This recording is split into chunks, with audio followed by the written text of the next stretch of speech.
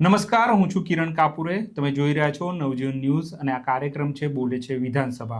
આપણી સાથે તોફિક ગાંચી છે. ગાંધીનગરમાં તેઓ વિધાનસભા જ્યારે ચાલુ હોય છે ત્યાં સતત તેઓ હાજર રહે છે અને આપણા પ્રજાના પ્રતિનિધિ ત્યાં શું સવાલ પૂછે છે, ત્યાં શું આસપાસ એમની પ્રવૃત્તિ હોય છે તે વિશે વાત કરે છે. રોજે રોજ અમે આ કાર્યક્રમ લઈને આવતા હોઈએ છીએ. તો તોફિક, સૌથી પહેલાં ગૃહમાં તો આપણે વાત કરીશું જ, ગૃહની વાત આપણે કરતા હોઈએ છીએ.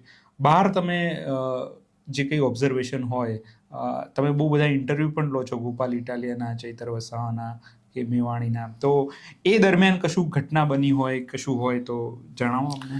સૌથી પહેલા તો હું વાત કરીશ આજે મંત્રીની. પીસી બરંડા છે, પૂર્વ આઈપીએસ અધિકારી છે. એમની ઓફિસમાં બેઠો હતો એ દરમિયાન અમારે ચર્ચા ચાલતી હતી કે ભાઈ હવેના સમયમાં આદિવાસી જે પ્રકારે એક રાજનીતિ અત્યારે એક મહત્વની જગ્યા લઈ રહી છે, કેમ કે મુખ્યમંત્રી હોય કે નાયબ મુખ્યમંત્રી હર્ષ સંઘવી અને પ્રદેશ પ્રમુખ જગદીશ પંચાલ ભાજપના, તે પણ સતત આદિવાસી વિસ્તારો ખૂંદી રહ્યા છે. ચૈતર વસાવા જે પ્રકારે ત્યાં અલગ અલગ આદિવાસી જિલ્લાઓમાં ફરી રહ્યા છે, આદિવાસીને અન્યાય થઈ રહ્યા છે તેવા અવાજ પણ ઉઠાવે છે અને ત્યાંની પ્રજા પણ આ મામલે એમના જન સમર્થનમાં દેખાઈ રહી છે. એટલે બહુ સહજ છે કે સરકારમાં જે આદિવાસી મંત્રી બનાવવામાં આવ્યા છે અને જે ધારાસભ્યો છે 27, એ ચૈતર વસાવાનું કાઉન્ટર નથી કરી શકતા. બહુ ફેક્ટ છે. અચ્છા, હા, અમે આ મામલે એટલે ગૃહમાં જ્યારે ચૈતર વસાવા કશું સવાલ પૂછે તો એનું કાઉન્ટર ના, એ તો જે તે વિભાગના મંત્રીએ જવાબ આપવાનો હોય, પરંતુ એક વિપક્ષનો ધારાસભ્ય જે પ્રકારે ઉભરતો હોય તો આવી સ્થિતિમાં એના સમાજનો ધારાસભ્યને સામે લાવે ને પાર્ટી. બરાબર. તો આવી રીતે એવા ભાજપમાં હજી સુધી આ મંત્રી પણ બનાવ્યા પણ કાઉન્ટર નથી કે ચૈતર વસાવાને કેવી રીતે કંટ્રોલ કરી શકે. એક ચક્રવ્યૂહ રચેલું છે હાલ ચૈતર વસાવાના આસપાસ, એક આખું ચક્રવ્યૂહ છે. આ ચક્રવ્યૂહને તોડવા માટે બધા ભાજપના ધારાસભ્યો, મંત્રીઓ છે, કેવી રીતે તોડવું ચૈતર વસાવાએ નક્કી કરવાનું. પણ આ મામલે અમે, હું ને પીસી બરંડા જે રાજ્ય સરકારના મંત્રી છે, અમે બેઠા હતા, ચર્ચા કરી. એટલે એક આ મામલો દેખાઈ રહ્યો છે કે આવનારી જે ચૂંટણી લડાવવાની છે, જે વિધાનસભામાં સતત હું નોંધ કરી રહ્યો છે, એમાં પહેલો મામલો ખેડૂતોનો મુદ્દો સૌથી મહત્વનો હશે. સ્થાનિક સ્વરાજમાં તો કદાચ આ મુદ્દો એટલો બધો કદાચ હાઇલાઇટ ન થાય, પણ કદાચ થાય તો એક આ મુદ્દો 2027ની વિધાનસભામાં ખેડૂતોનો મુદ્દો સૌથી મહત્વનો હશે. અને એની તૈયારી અત્યારથી ભાજપના ધારાસભ્ય કે મંત્રી અને આમ આદમી પાર્ટીના ધારાસભ્ય કે મંત્રી કરી રહ્યા છે. એ લોકો પોતાની છાપ એ રીતના અત્યારે ઉપસ્થિત કરી રહ્યા છે કે પોતે ખેડૂતોના મુદ્દે સતત અવાજ ઉઠાવી રહ્યા છે. સામે પક્ષે સરકારના જે મંત્રી હોય કે ધારાસભ્ય હોય તે પણ એ પ્રકારનું એક નેરેટિવ સેટ કરી રહ્યા છે. એટલે પીસી બરંડા સાથે આદિવાસીના મુદ્દે ચર્ચા કરતા એ દરમિયાન એમણે એવું કહ્યું કે અત્યારે તો મંત્રી પદની જવાબદારી છે, એટલે ચૈતર વસાવાથી કે પાર્ટી ભાજપ ડરી જાય એવું કોઈ માહોલ નથી. હા, એવું બને કે એમના મત વિસ્તાર પૂરતા કોઈ પણ ધારાસભ્ય પોતપોતાના મત વિસ્તાર સાચવવા માટે તે સતત પ્રયાસ કરીએ, પરંતુ ચૈતર વસાવાને એવી લોકપ્રિયતા નથી. એમનો કહેવાનો અર્થ એ હતો કે જેથી કરીને ભાજપને કે ભાજપમાં રહેલા આદિવાસી જે ધારાસભ્યો છે એમને નુકસાન થાય કે પછી આમ આદમી પાર્ટીમાં 27 આદિવાસી ધારાસભ્ય ચૂંટાઈ જાય. એ કહેવાનો એમનો હેતુ એ પણ હતો, કેમ કે ચૈતર વસાવા ન માત્ર ડેડિયાપાડા, પરંતુ જેટલી આદિવાસી વિસ્તારમાં બેલ્ટમાં જે 27 અનામત સીટો છે એ દરેક વિસ્તારમાં એ સતત જઈ રહ્યા છે. એક વાત ઉજાગર કરે છે કે આપણા સમાજના જે સરકારમાં મંત્રી છે કે ધારાસભ્ય છે તે તમારા માટે કંઈ નહીં બોલતા, પરંતુ હું બોલી રહ્યો છું. એટલે આ કાઉન્ટર એમનું હોય છે, સરકાર તરફથી નહીં આવતું આદિવાસીનું, પરંતુ એમણે આ વાત નકારી. પછી મેં એમને સવાલ એ રીતનો પૂછ્યો કે તમે પૂર્વ આઈપીએસ અધિકારી પણ છો, પોલીસને લઈને પણ તમે સહજ છે કે આ વિભાગમાં એક લાંબો સમય કામ કર્યું, એટલે વર્તમાન જે કાયદો વ્યવસ્થાની પરિસ્થિતિ છે, ગઈકાલે પણ ગૃહ વિભાગમાં પોલીસ ફરિયાદ નથી નોંધતી એ મામલા પણ ચર્ચાયા હતા ગૃહ વિભાગના. તો પછી એમણે એવું એ રીતનો જવાબ આપી દીધો કે ભાઈ હું તો 10 વર્ષથી રાજનીતિમાં છું, એટલે પોલીસમાં તો શું ચાલે છે એની મને કંઈ ખબર નથી અને એ તરફ હું લક્ષ્ય આપતો નથી. મને તો મારી રાજનીતિ જ દેખાય છે. અચ્છા, પણ આ રાજનીતિમાં ન આવે આ સવાલ? પણ એમણે આ જવાબ આપવાનો ટાળો, એટલે કે મારે તો મારી રાજનીતિ, મારો વિસ્તાર ને મારો જિલ્લો. એ દરમિયાન આયા પૂર્વ મંત્રી કુબેર ડિંડોર, શિક્ષણ મંત્રી. તો અમે બેઠા, એ દરમિયાન જ આયા. તો એમને મેં સવાલ એ પૂછ્યો કે તમારા કાર્યકાળમાં તો બહુ આંદોલનો થયા છે, વિદ્યાર્થીઓ રોજ આવે, રોજ આવે કે કાયમી ભરતી કરો, વ્યાયામ શિક્ષકોની ભરતી કરો, ટેટની ભરતી કરો, કોન્ટ્રાક્ટ નાબૂદ કરો. મેં તો હવે એકાએક શાંત થઈ ગયા છે, એનું કારણ શું? તો કે એ ટાઈમે આંદોલન થયા ને એ ટાઈમ પછી આ વખતે બજેટમાં બધી જોગવાઈ થઈ એટલે ભરતી હવે ધીમે ધીમે થઈ 33,000 અમે કરી. એ કારણસર કે હવે વિરોધ નથી થતો.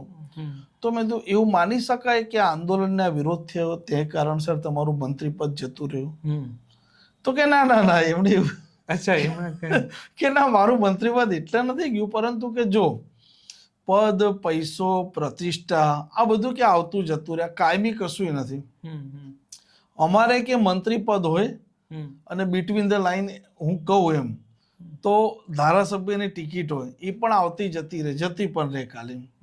એટલે કે આમાં કેવું હોય કે અલગ અલગ વિસ્તારના જે પ્રતિનિધિ હોય પાર્ટીને એમને પણ સાચવવાના હોય, દરેકને પ્રતિનિધિત્વ મળે એ રીતે માણસ ગોઠવવાના હોય ને કે એ કારણસર અમને હટાવે અને કે બીજાને મૂકે. આ તો કે સતત અમારે રાજકારણમાં કે ચાલતી પ્રક્રિયા છે, એવું કોઈ કારણ નથી કે મારું પદ ગયું.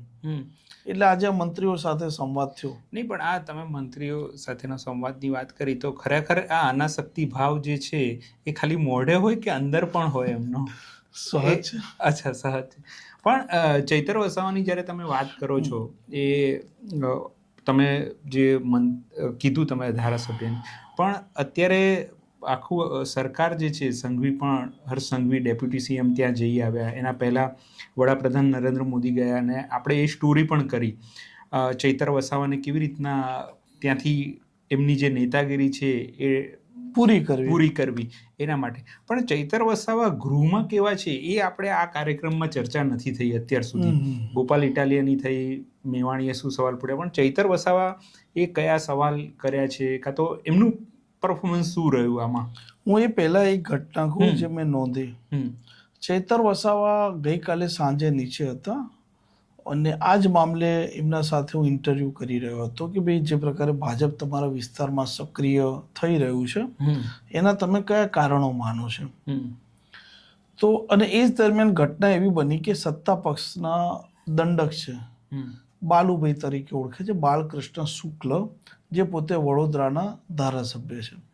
પહેલે એક કર્મચારી આવ્યા, એમણે ચૈતરભાઈ સાથે સંવાદ કર્યો કેમ કે સત્તા પક્ષના દંડક હતા અને એ દરમિયાન એમણે સંવાદ કર્યા પછી મેં મારી સ્ટોરી માટે કામ અમે 1 to 1 ચાલુ કર્યું. એ અમારી વાત ચાલુ હતી હું ને ચૈતર વસાવાની. એ દરમિયાન પોતે સત્તા પક્ષના દંડક નીચે આવ્યા.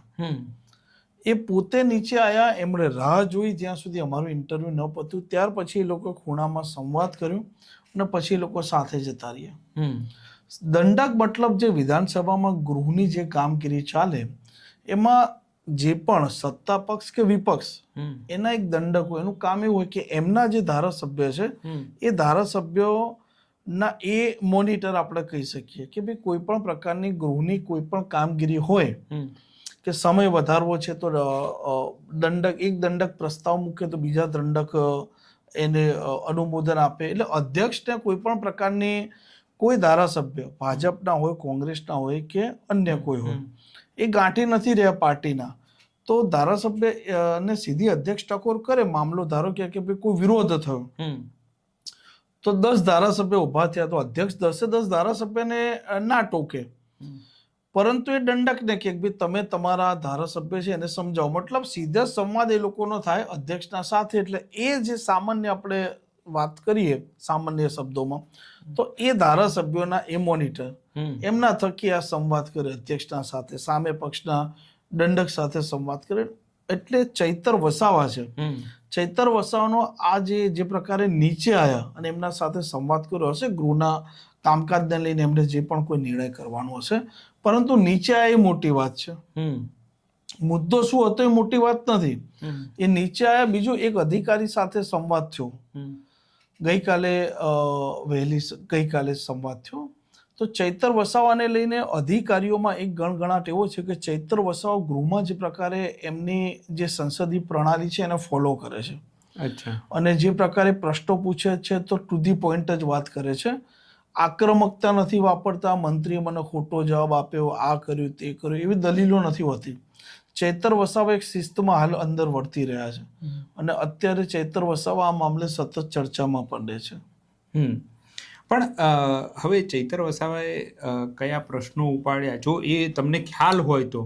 એ ગૃહની કામગીરીમાં જઈશું. આ Okay. તમે આઉટસાઇડ કીધું એટલે હા, મેં કહ્યું. હા. તો હવે કશું નિરીક્ષણ તમારું આઉટસાઇડમાં કોઈને મળ્યા હોય, કોઈ આજે ઋષિકેશ પટેલ છે, એમના ત્યાં આજે સંખ્યા ખૂબ હતી હમ અને આજે ભીડ ખૂબ હતી હમ અને મુલાકાતીઓ પણ આવ્યા હતા અને આજે ઓફિસો ભરેલી હતી. હર્ષ સંઘવી નહોતા. હર્ષ સંઘવી આજે બીજી જે બેઠક ચાલુ થઈ ત્યારે આવ્યા. હમ એ સમયે પણ ત્યાં સંખ્યાબળ એકઠું થયું અને જે પ્રકારે ગોપાલ ઇટાલિયાએ પણ સવાલ ઉપસ્થિત કર્યો હતો કે ભાઈ પોલીસ ફરિયાદ નથી નોંધતી. હમ આવી ગઈકાલે બપોરે ઘટના બની, મતલબ ગૃહ વિભાગની આજે પ્રશ્નોત્તરી હતી દરમિયાન કાંતિ ખરાડી ઊભા થયા, દાંતાના ધારાસભ્ય છે, અને ગોપાલ ઇટાલિયાને એમણે એવી વાત કરી કે ભાઈ અમારી ફરિયાદ, હમ એક ધારાસભ્યની ફરિયાદ પોલીસ નોંધતી નથી. હમ અને મંત્રી કૌશિક વેકરે એનો જવાબ આપી રહ્યા હતા. હમ તો એમણે તો જવાબ બધો જે પ્રકારે આપ્યો એ પ્રકારે એમનું કહેવું છે કે અમે જવાબથી સંતુષ્ટ નથી, એમ કેમ કે કૌશિક વેકરે વાત જ બીજી કરી રહ્યા હતા, પ્રશ્ન બીજો અને જવાબ બીજો, એવું આપણે કહી શકીએ. એટલે સૌથી મોટો સવાલ એ પણ છે કે અત્યારે સ્થિતિ એવી છે કે વારંવાર ભલે હર્ષ સંઘવી પાસે ગૃહ ખાતું છે, કેબિનેટ કક્ષાનો દાવો કરે કે ભાઈ ફરિયાદ નોંધવામાં આવે છે, લોકોના પ્રશ્નોનું નિરાકરણ આવે, લોકો મારા સુધી પહોંચે, ચોક્કસપણે એ જે એમના હર્ષ સંઘવીના પ્રયાસ છે એના સામે તમે કોઈ પણ પ્રકારની શંકા નથી કરી શકતા, કેમ કે એ પ્રયાસ છે એ સાચા છે.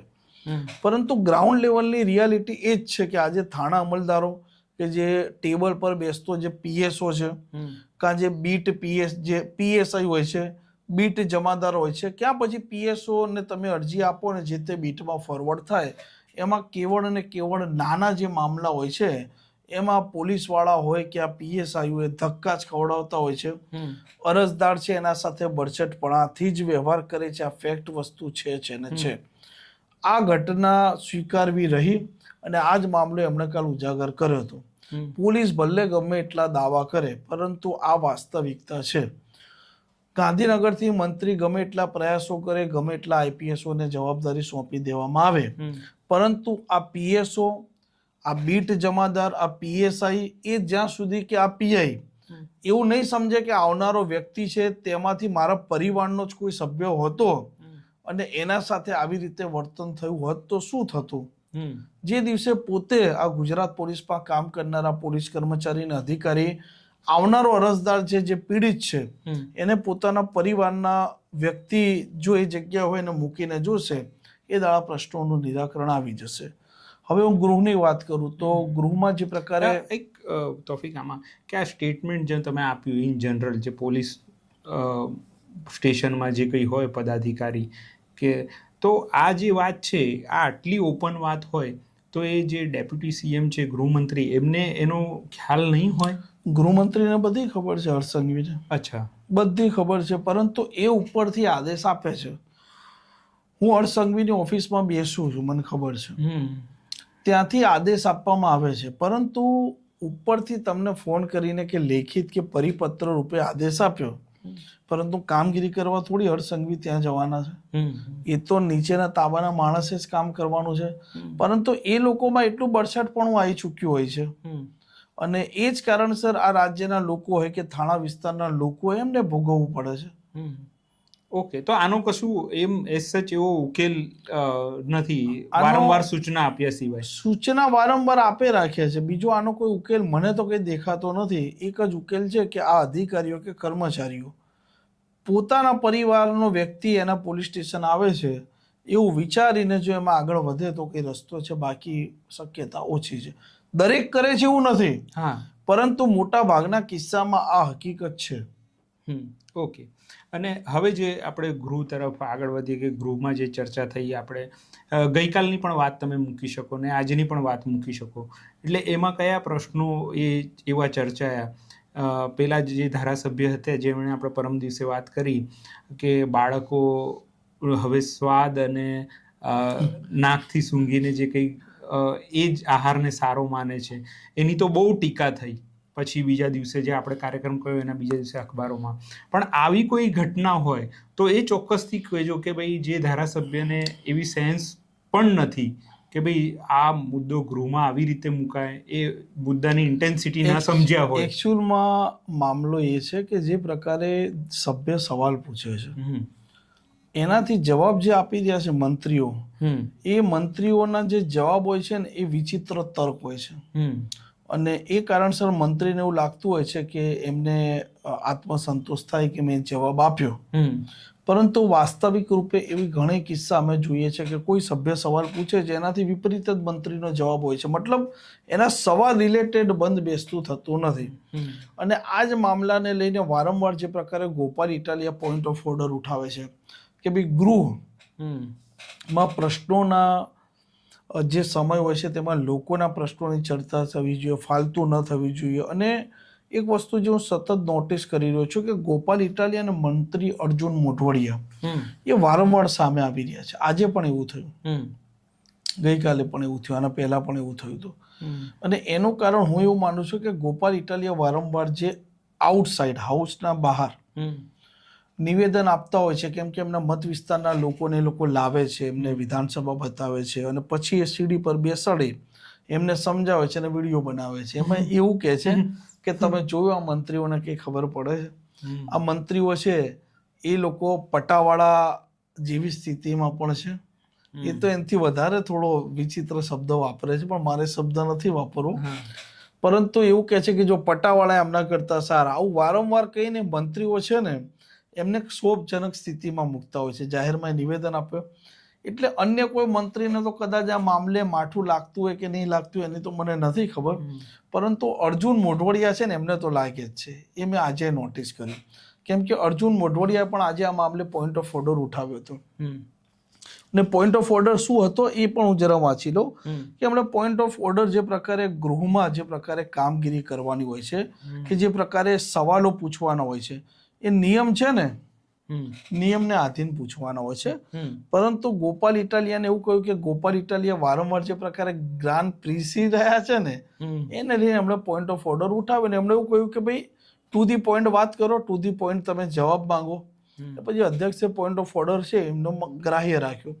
અને આવો ને આવો મામલો ગઈકાલે પણ ઉજાગર થયો હતો કે કાંતિ ખરાડી ઉભા થયા અને કાંતિ ખરાડીએ આજ એમના પર ગુનો દાખલ એમનો નહોતો થયો અને જે 3 પ્રશ્નો હતા તેમણે એવું કહ્યું કે ભાઈ હું સવાલ પૂછું છું પણ મંત્રી છે મને સાચો જવાબ આપે. એટલે ભાઈ અધ્યક્ષે એવું કીધું ભાઈ તમે આ રીતના ન કહી શકો કે ભાઈ મંત્રી સાચો જવાબ આપવા માટે તમે આ જે કહો છો મંત્રી એ જવાબ સાચો જ આપતા હોય, એમ કરીને કાંતિ ખરાડી છે એમને ખખડા. એટલે અધ્યક્ષે લગભગ આ ત્રીજી કે ચોથી વાર કાંતિ ખરાડી છે એમનો રાઉન્ડ પાડી દીધો છે. પણ તમને એવું નથી લાગતું કે ગોપાલ ઇટાલિયા જે કંઈ આ કરે છે, પોતાના વિસાવદર મત ક્ષેત્રના લોકોને અહીંયા લાવે છે, જાગૃત કરે છે, એના વિડીયો બનાવે છે, કાં તો બીજા મુદ્દા ઉપાડે છે, એના કારણે મીડિયામાં ચર્ચા થાય ને એ મુદ્દાનો ઉકેલ આવે એ લેવલ પર જઈ જાય છે આખી વાત? કારણ કે આટલા એક્ટિવ જો ધારાસભ્ય હોય તો એનો લાભ તો પ્રજાને જ મળવાનો છે ને છેલ્લે. ના, હું એમાં એવું માનું છું કે હું ગોપાલ ઇટાલિયા છે ને એમાં એમનું હું રાજકારણ માનું છું. અચ્છા. ગોપાલ ઇટાલિયા બહુ શાર્પ વ્યક્તિ છે. મેં વિધાનસભામાં એમને બહુ નજદીકથી જોયા છે. ચોક્કસપણે તે અભ્યાસુ છે. એમના તર્ક એટલા પાવરફુલ હોય છે કે સામેવાળો વ્યક્તિ એનું કાઉન્ટર ન કરી શકે, એટલા પાવરફુલ એમના તર્ક હોય છે. પરંતુ ગોપાલ ઇટાલિયા એ એટલું જાણે છે કે કયા શબ્દ બોલશે અને એની હેડલાઇન બનશે અને કઈ પંચ લાઈન છે. અચ્છા. આ પોલિટિક્સ, આને હું પોલિટિક્સના રૂપે જોઉં છું. ભલે એમના મત વિસ્તારના લોકો માટે કામ કરે, એમના ચૂંટાયેલા પ્રતિનિધિ છે એટલે કરે, બહુ સહજ વાત છે. પરંતુ આમને હું એક રાજકીય જે એમનું રાજકીય અવલોકન કરું તો એમનું આવી રીતે જોઈ રહ્યો છું. પણ આમાં તો હવે થોડું આગળ વિચારીએ તો આમાં તો આવી રીતે રાજકીય જે કંઈ દાવપેચ ખેલવાના હોય કે નવા આઈડિયા લાવવાના હોય એવું તો કોણ નથી કરતું? જ્યારે ટકવું હોય તમારે આટલું મોટું સામે બીજેપી જેવું પક્ષ હોય તો તમારે એ સતત એના સામે આક્રમક રીતે રમવું પડે. એ જ રમે છે ને એવું કહેવાય? ગૃહમાં આક્રમકતાથી નથી રમતા. ઓકે, ગૃહમાં નથી રમતા, બહાર રમે છે. અચ્છા. એ બહાર છે ને બહાર વાત કરે છે. અચ્છા. આ એક બીજો ખેલ સમજાવો. હા, તો એ કેવી રીતે થાય છે એ જરા સમજાવો. ગૃહમાં આ લોકો એવી રીતે વર્તે છે કે જે પ્રકારે બહાર આરોપ પ્રત્યારોપનો ગૃહમાં તમારે કોઈના પર આરોપ લગાવો છે, તમારી પાસે પુરાવા હોવા જોઈએ, મંત્રી સામે કે સભ્ય સામે. ગૃહમાં ગોપાલ ઇટાલિયા છે ને એ અભ્યાસ કરી અધ્યક્ષનો કોઈ ચુકાદો, એમનું પોઈન્ટ ઓફ ઓર્ડર હોય, કાં એમનો કોઈ સવાલ હોય તો એમાં અધ્યક્ષે જે તે સમયે કોઈ નિર્ણય આપેલો હોય, આવા અભ્યાસ કરીને સવાલો પૂછે છે. ગૃહમાં એ આરોપ પ્રત્યારોપ નથી કરતા, એ અંદર જે મંત્રીને જવાબ આપવાનો, અંદર મંત્રીને જવાબ આપવાનો, એમને કન્ફ્યુઝ કરી દે છે કે કરવું તો શું કરવું. અને ચૈતર વસાવાનું મેં કહ્યું ને કે ચૈતર વસાવા આ જ વસ્તુ ગોપાલ ઇટાલિયા, સોરી આ જ વસ્તુ જિગ્નેશ મેવાણી, આ વિપક્ષના ધારાસભ્યનો એટલે નામ લઈ રહ્યો છું કે સત્તા પક્ષના જે ધારાસભ્યો છે, તો સત્તા પક્ષના ધારાસભ્યો એમના મત વિસ્તારના પ્રશ્નો પૂછવાના છે, પરંતુ એમની સરકાર છે તેના ટીકા થોડી ગૃહમાં કરવાના, એમની સરકારની કમીઓ તે ઉજાગર કરવાના નથી. સત્તા પક્ષના ધારાસભ્યો તો એમના વિસ્તારનો કોઈ પ્રશ્ન હોય, જે તે વિભાગનો, તો એનો પ્રશ્ન પૂછે, ક્યાં પછી સરકારની કોઈ યોજના હોય તો એને લઈને તે પ્રશ્ન પૂછતા હોય છે. વિપક્ષના ધારાસભ્યનો એટલું નામ લઈ રહ્યું છું કે સહજ છે કે એમનું કામ છે કે સરકારના કામ આમણવા અને સરકાર છે એના પાસે જવાબ માંગવા ગૃહમાં. નહીતર સત્તા પક્ષમાં હાર્દિક પટેલ પણ છે, અલ્પેશ ઠાકોર પણ છે, કોળી ઠાકોર સમાજ છે, બરાબર છે, જે નિગમ છે, એને બજેટ જ્યારે આવ્યું તો એ સમયે પણ સવાલો ઉપસ્થિત થયા. તો અલ્પેશ ઠાકોરે એમની જે પાર્ટીની લાઈનની મર્યાદામાં વાત કરી હતી, પરંતુ એમાં મામલો તો આજે છે જ ને, પ્રશ્ન તો ત્યાં નથી એવું નથી. હા, પણ એ તમારે પક્ષની મર્યાદા તમારે જાળવવી, નહીતર એ લોકો એક સમય આક્રમક હતા જ ને, પરંતુ એનો તો અરસો થઈ ગયો, એટલે આજે નથી. એટલા વિપક્ષના ધારાસભ્યો ચર્ચામાં એ કારણસર છે. બીજું કે આજે એક ધારાસભ્ય સાથે સંવાદ થયો, તો એમણે મને એવી રીતે વાત કરી કે મેં તો આ વખતે વારંવાર જે પ્રકારે આટલું બધી ગૃહની કામગીરી ચાલી, આજે 19મો દિવસ છે, એ પ્રકારની આમ કહી શકીએ ને કે એ પ્રકારની નિરસતા દેખાઈ રહી છે કે સત્તા પક્ષ તરફથી પણ નિવેદનો ઓછા આવે, કોંગ્રેસ તરફથી પણ ઓછા આવે, એટલે આમ નિરસતા. ગૃહમાં ચર્ચા થાય તો એ મને એણે એવું કહ્યું, એ ધારાસભ્ય, કે ભાજપના અંદર ધારાસભ્યોમાં અત્યારે બહુ જ ડખા ચાલી રહ્યા છે. ભલે લોકો પાર્ટી લાઈન છે એને લઈને ન બોલી શકે, પરંતુ એમણે ખુલ્લા દિલે વાત કરી કે ક્યાંક ને ક્યાંક એ લોકોને અંદર કંઈક છે, મતલબ જૂથબંધી છે, મનમેળ ઓછા છે. અને મંત્રીને પણ હવે એક એવી ખબર પડી ચૂકી છે કે કાલ મંત્રી રહેશે કે નહીં રહે એની પણ એને નહીં ખબર. એટલે એ લોકો એમને એવી રીતે જ વર્તી રહ્યા છે કે આપણને આ મંત્રી પદનો મોકો મળી ગયો છે તો આપણે એ રીતનું કામ કરી લેવું એમ. બરોબર. એટલે આ રીતની પણ આજે એમણે એક વાત કરી. એટલે જો હવે કોઈ ગૃહની એવી ચર્ચા ન હોય તો ગૃહની તો ઓલમોસ્ટ ચર્ચા પૂરી થઈ ચૂકી છે. હા, તો પછી અમે જે કાર્યક્રમ કરીએ છીએ ને જેટલા મિનિટનો કરીએ છીએ એટલી મિનિટ થઈ ચૂકી છે.